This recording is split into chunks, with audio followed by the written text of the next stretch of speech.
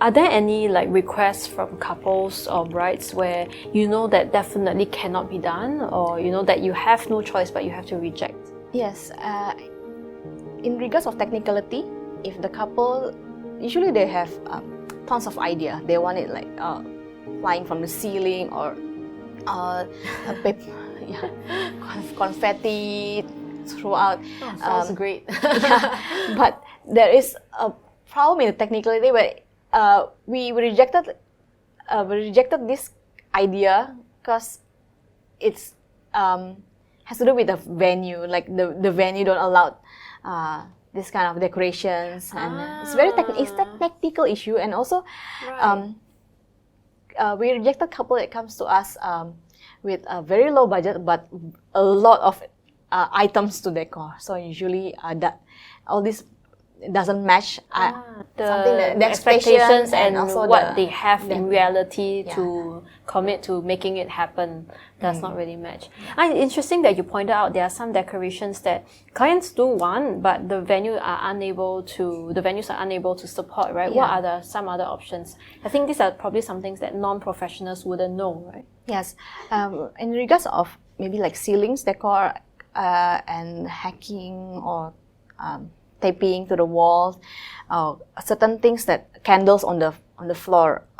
We have requests a lot of times where in Pinterest it looks very pretty. We have a lot of tall candles on the floor, but we rejected that because we did that before and there's a lot of breakage, safety issue. People just trip. Oh my goodness, that would be very scary. Yeah. So we always look at the safety first.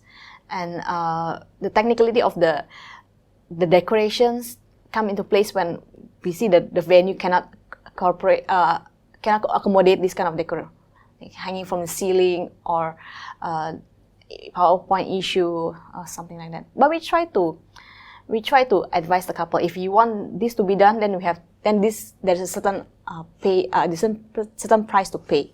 To advise them how to do it in a more safe manner, right? In a way that will not endanger others.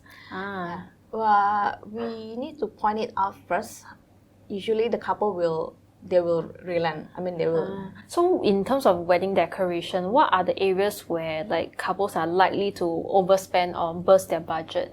So that I guess people don't really want to really go way over their budget. So which are areas that they might unknowingly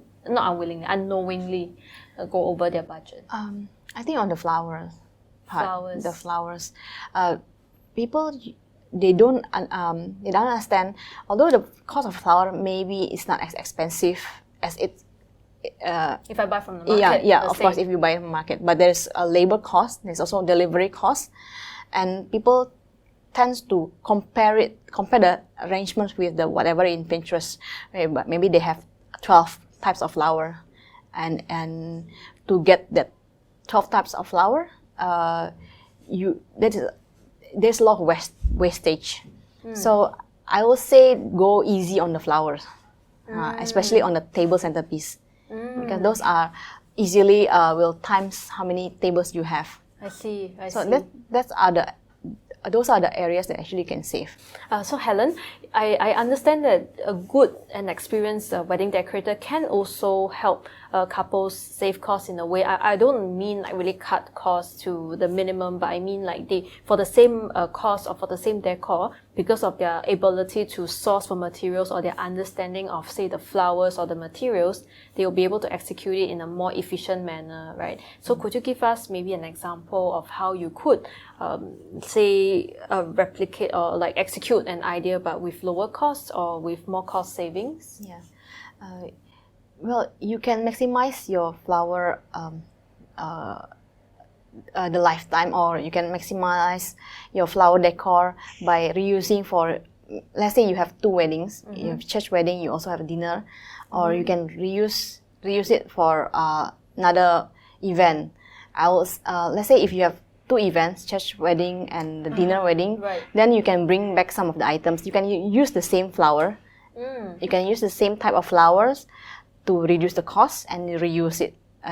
We had weddings whereby there are 3 events: lunch, dinner, and also church, and they all reuse the same flower, and they save like the flower cost is 1/3. Yeah, one-third, right? Yeah, 1/3. And I also advise couple maybe can give some of the flowers as a wedding favor for the guests to bring back. Interesting. Yeah. Usually, what happens to the flowers after a wedding?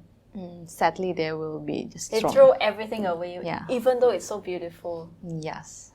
Oh my, what a waste! Yeah, so for us, we try to bundle them together and To give it to the the couple. oh, that is so much nice. I'm sure a lot of the ladies Yeah. will love it. And also, we are working with students to repurpose this flower to give it to the old folks' home. Wow, that's really nice. Yeah, we are working with a group of students where they will take the flower from us, then they repurpose and send it to the hospice next day. That's really nice. It really brightens up days of this elderly. Yeah, I think all our couples should do that instead of like throwing away these beautiful flowers, right? But of course, it takes some effort. It takes to some repurpose effort. the flowers. Yeah.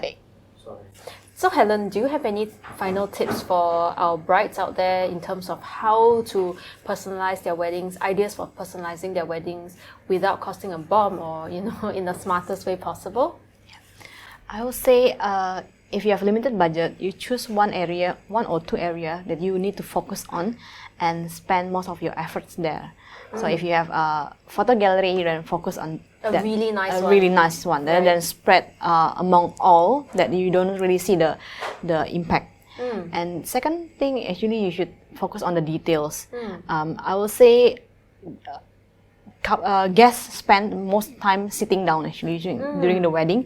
Then you, like I mentioned before, maybe you can do a personalized menu, or you can write something for the guests, and maybe you can do a fun facts, small tips about how they met, or informations, all those little details that you can share the guests on their table itself. So I think that's a small thing, small effort, but a big impact.